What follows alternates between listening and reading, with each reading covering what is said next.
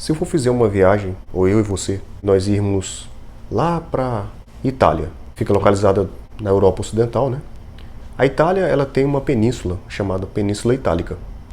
No centro da península houve essa fundição de culturas, de povos, que deu origem à Roma Antiga. Hoje tem a França, tem alguns locais, né, que são conhecidos, por exemplo, a Itália. Só que aproximadamente ali no século VII a.C., houve esse processo social, né, que deu origem a Roma. A Roma, bem no início dela, né, teve alguns eventos, né, por exemplo, os indo-europeus que estavam localizados bem no centro mesmo da península, conhecidos como italiotas, eram os sabinos e latinos e outros povos. Tinha os gregos também, que eles estavam mais localizados na costa do sul. Lá mais na parte norte da península tinha os etruscos, um povo bem forte, uma cultura bem forte. Então assim, a fundição desses povos, por causa de terras, né, é uma terra bem fértil para plantar, ficava perto do rio Tibre, um local bem importante para se desenvolver uma boa economia, ou seja, existia um sistema marítimo também ali. O que transita entre esse local, entre o princípio da Roma, é uma lenda de Rômulo e Remo. Eles dois foram amamentados por uma loba, né? A mãe deles, chamada Réia Silva, ela teve esses dois filhos com um deus chamado Marte, o deus da guerra. Outros historiadores dizem também que foi com o herói de Troia, chamado Enéas. Um tio dela, chamado Amúlio, quando ela ficou grávida dos gêmeos, ele foi ameaçado, esse Amúlio, né? Ele então fez o seguinte, ele mandou matar. Ela pegou os dois meninos, né, e colocou num cesto e jogou no rio Tibre. A loba encontrou eles e começou a amamentar essas crianças. Foram amamentados por um bom tempo. E aí um camponês, né, um homem do campo, trabalhava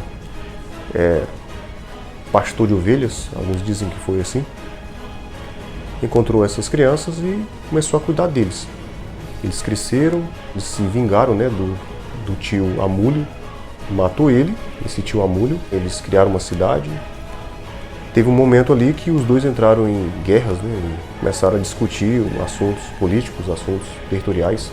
Remo mata seu irmão, Rômulo, e dá origem à cidade de Roma. É considerado como o primeiro monarca, o primeiro rei. Passaram-se então 7 reis no período monárquico. Os últimos 3 reis foram etruscos. Os etruscos aqui, eles são figuras de um grupo de pessoas, de povos, né, que eram inimigos dos latinos. Inimigos também do próprio povo romano.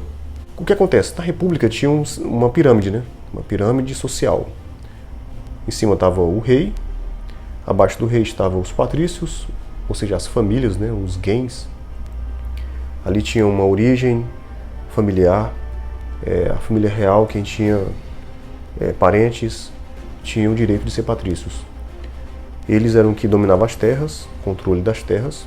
Abaixo dos patrícios tinham os plebeus, era a camada social dos trabalhadores, comerciantes, artesãos, tinha camponeses também. Abaixo dos plebeus tinha os clientes. Os clientes eram alguns plebeus, principalmente os comerciantes, que tinham a proteção dos patrícios.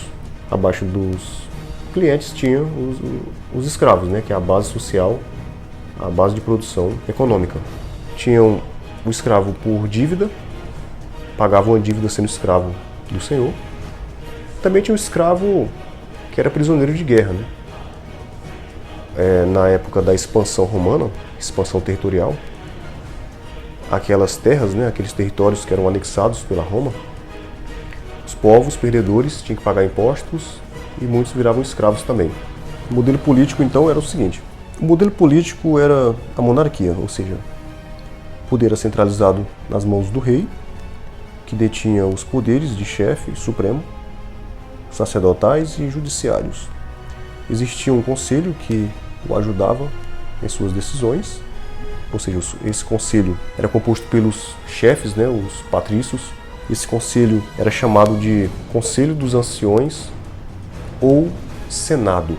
Tá, esse aqui é só um resumo básico sobre a monarquia romana.